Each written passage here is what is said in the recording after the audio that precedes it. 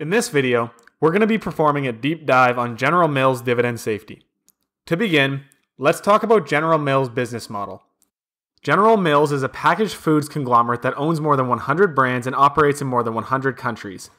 The company's most well-known brands include Cheerios, Wheaties, Total, Chex, Betty Crocker, Annie's, Yoplait, and Haagen-Dazs. General Mills trades with a current market capitalization of $25 billion. General Mills is a well-known dividend stock because of its compelling track record of dividend growth. With 14 years of consecutive dividend increases, General Mills is a member of the Dividend Achievers, a group of dividend stocks with more than 10 years of rising dividend payments. Looking ahead, General Mills' high dividend yield combined with its lack of revenue growth has led some investors to question the safety of its future dividend payments.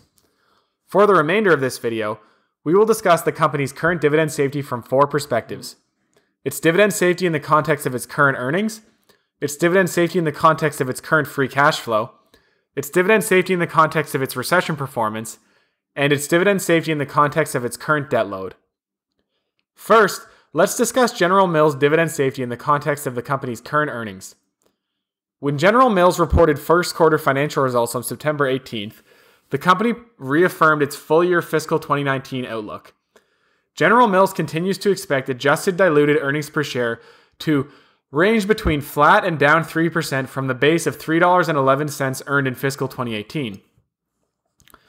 This guidance implies 2019 earnings per share between $3.02 and $3.11 for a midpoint of $3.07. For context, General Mills currently pays a quarterly dividend of 49 cents per share, which implies a payout ratio of 64% using the midpoint of General Mills' 2019 financial guidance. Using earnings, General Mills' dividend appears very safe for the foreseeable future. Many analysts believe that comparing a company's dividend payments to its free cash flow is a better method for assessing dividend safety. Accordingly, we will now compare General Mills' current dividend payment to its free cash flow. In the first quarter of fiscal 2019, General Mills generated $607 million of cash flow from operating activities and spent $113 million on capital expenditures for free cash flow of $494 million. For context, the company paid $294 million of dividends during the same time period for a free cash flow payout ratio of 60%. Looking out over a longer time frame, our conclusion is the same. General Mills generated $2.8 billion of cash from operating activities during fiscal 2017 and spent $622 million on capital expenditures during the same time period, for free cash flow of $2.2 billion. The company distributed $1.1 billion of common share dividends during the same time period for a free cash flow payout ratio of 50%. Using free cash flow, our conclusion is the same as when we used earnings to measure General Mills' dividend safety. The company's dividend appears safe for the foreseeable future. Companies do not cut their dividends during the good times. Instead, dividends are reduced when companies experience financial difficulties. Accordingly, this section will analyze General Mills' current dividend safety in the context of the company's historical recession performance. We believe that the best way to measure a company's recession resiliency is by assessing its earnings per share performance during the financial crisis that occurred between 2007 and 2009. General Mills' performance during this time period is shown below.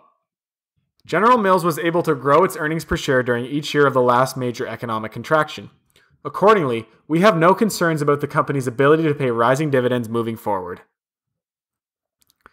The last angle that we will use to assess General Mills' current dividend safety is by looking at the company's current debt level. More specifically, we will see how much the company's weighted average interest rate would need to increase before the company's free cash flow would no longer cover its dividend payment. In General Mills' most recent 10-K, the company disclosed that it generated $389.5 million of gross interest expense from a debt base that totaled $15.8 billion. This implies a weighted average interest rate of 2.5%. The following image shows how changes to General Mills' weighted average interest rate would impact its dividend safety as measured by free cash flow. As the image shows, General Mills' weighted average interest rate would need to rise to approximately the 10% level before its dividend would no longer be covered by free cash flow. Accordingly, we believe that General Mills' debt level is unlikely to impact the safety of its dividend moving forward. Thank you for watching today's video, which performed a deep dive on General Mills' current dividend safety. We invite you to subscribe to this channel and like this video, which will help more people discover SureDividend's investor education efforts. If you are interested in learning more about our systematic approach to dividend growth investing, visit our website at www.suredividend.com.